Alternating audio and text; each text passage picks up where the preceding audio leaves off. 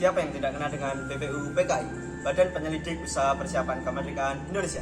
Badan yang dibentuk oleh pemerintah Jepang pada tanggal 1 Maret 1945 dan diresmikan pada tanggal 29 April 1945. BPU PKI diketuai oleh Dr. Rajiman Wedyo Diningrat dan wakilnya Ichi Bangase Yoshio dan juga Raden Suroso, serta memiliki jumlah anggota 60 orang dari Indonesia dan 7 orang dari Jepang. Tujuan dibentuknya BPU PKI adalah untuk mempersiapkan hal-hal yang diperlukan dalam kemerdekaan bangsa Indonesia, yakni dengan menyelidiki dan mengkaji dasar-dasar negara yang cocok untuk kepentingan pemerintahan bangsa Indonesia pasca kemerdekaan.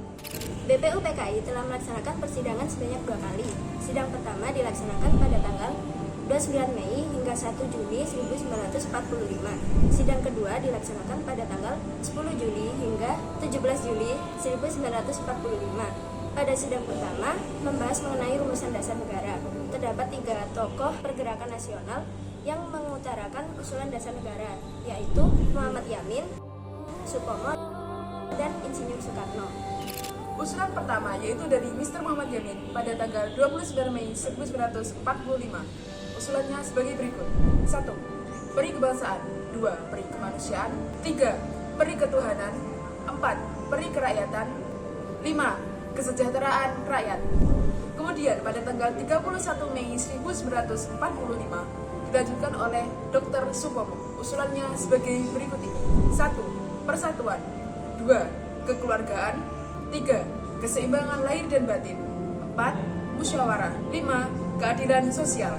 Lalu, pada tanggal 1 Juni 1945, Insinyur Soekarno berpidato dan gagasannya sebagai berikut ini. 1. Kebangsaan Indonesia. 2. Peri kemanusiaan. 3. Mufakat. 4. Kesejahteraan sosial. 5. Ketuhanan Yang Maha Esa. Sejarah usulan dari ketiga tokoh tersebut dirumuskan, ditampung oleh Panitia 9 yang dibentuk oleh BPU PKI. Panitia 9 diketuai oleh Insinyur Soekarno. Tugas dari panitia ini untuk membahas dan merancang dasar negara. Panitia 9 juga menerima beberapa usulan dan masukan dari BPU PKI.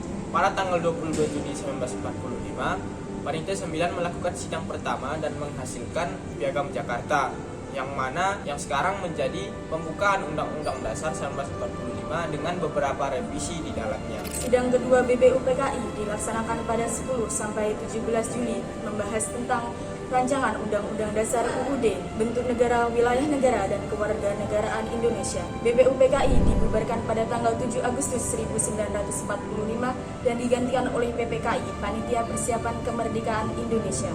Pancasila akhirnya dapat disahkan pada tanggal 18 Agustus 1945. Dalam sidang juga terjadi revisi pada sila pertama Piagam Jakarta. Aspek sosial yang dapat kita maknai dalam perumusan Pancasila yaitu mendengarkan dan menghargai pendapat orang lain. Dapat dilakukan dalam percakapan sehari-hari atau diskusi kelompok. Menerima keputusan yang diambil dalam rapat atau pertemuan meskipun keputusan tersebut tidak sesuai dengan pendapat pribadi. Kerja keras. Para tokoh selalu berjuang keras untuk merumuskan dasar negara. Rendah hati. Mengutamakan persatuan dan kesatuan bangsa. Rela berkorban, baik waktu, biaya, tenaga, pikiran, dan lainnya. Dan yang terakhir, melaksanakan keputusan bersama.